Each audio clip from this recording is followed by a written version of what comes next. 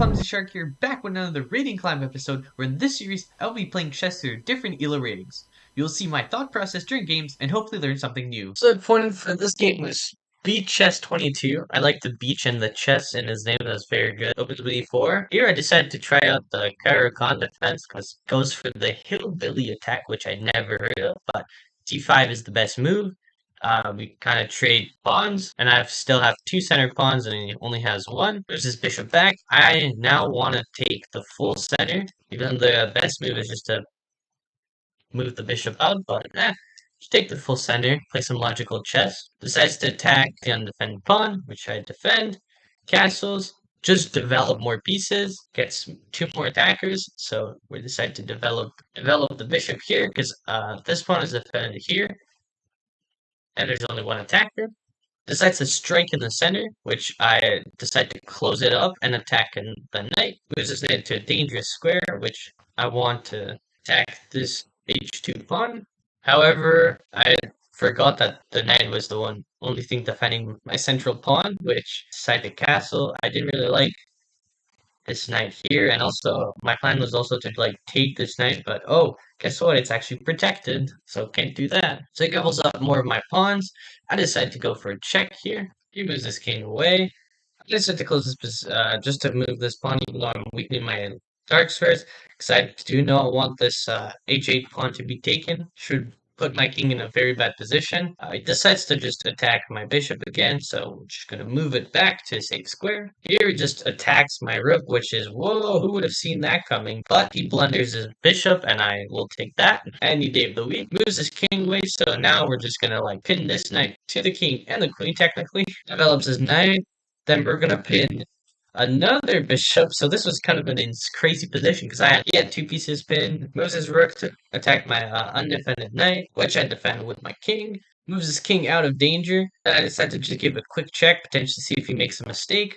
Even though after pinning the bishop to the king, the best move was actually to play just f5, because then he's going to lose this bishop either way. And then once the king moves away, take the bishop, and we're also attacking the knight, which is pinned to the queen. So be on the lookout technically for the F and C pawns. They can be very good just to pick up a piece that's pinned.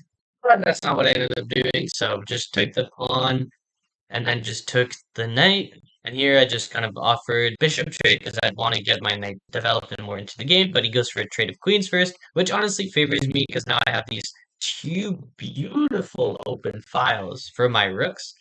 And then now I just get my knight developed into the action.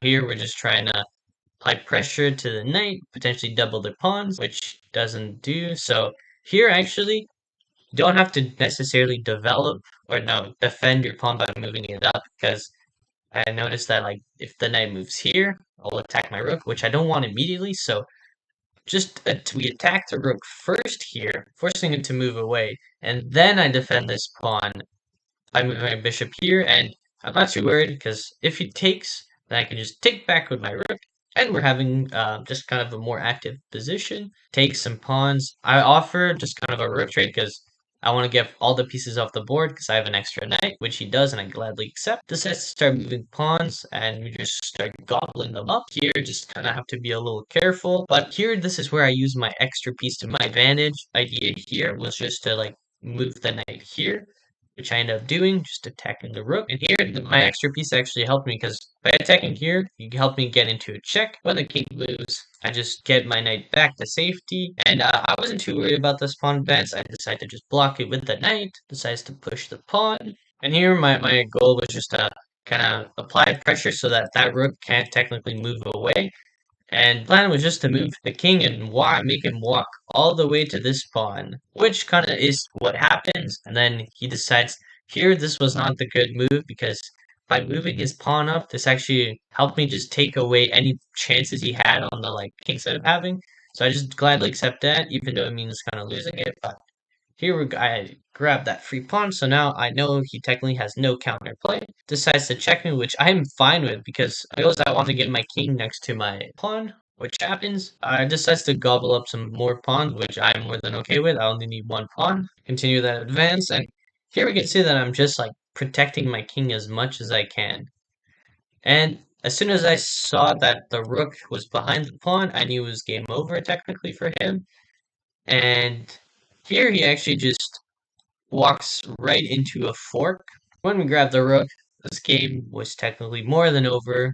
I said to just get a queen and then set up just a ladder mate. So kind of just the quickest way to set up just ladder mate is just get your rook and your queen both on just like different different ranks, and then just restrict the access of the king with either the queen or the rook, and then just go on each side. And then yeah, my opponent knew the end was kind of near, so he decided to resign, and we got another win.